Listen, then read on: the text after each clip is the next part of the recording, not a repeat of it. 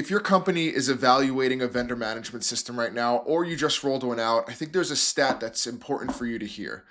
Between 55 and 75% of VMS implementations in the US fail, and it's almost never because it's the technology that's the problem. You see, most organizations go into a VMS implementation focused on the platform itself.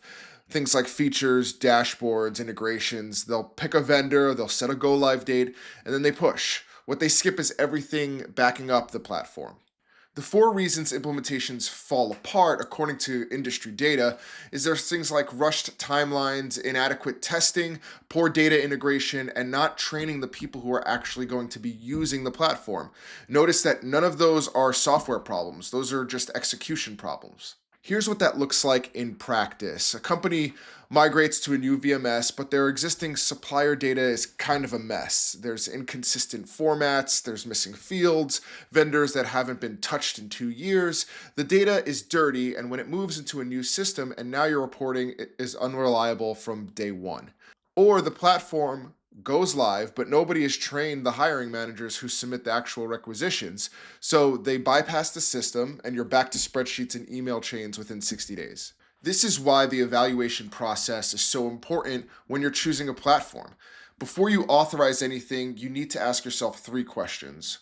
One, what does our current data look like and is it clean enough to migrate? Two, what's the implementation timeline? Is it realistic for my team? And three, what does a vendor support look like after you go live, not just during it?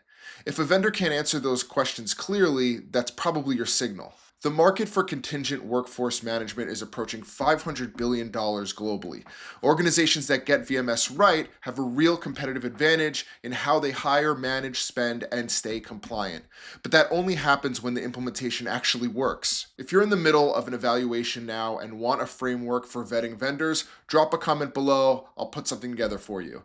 And if this was useful, subscribe. I cover workforce management, contingent labor, and tools leaders actually use to run better programs every week. See you next time.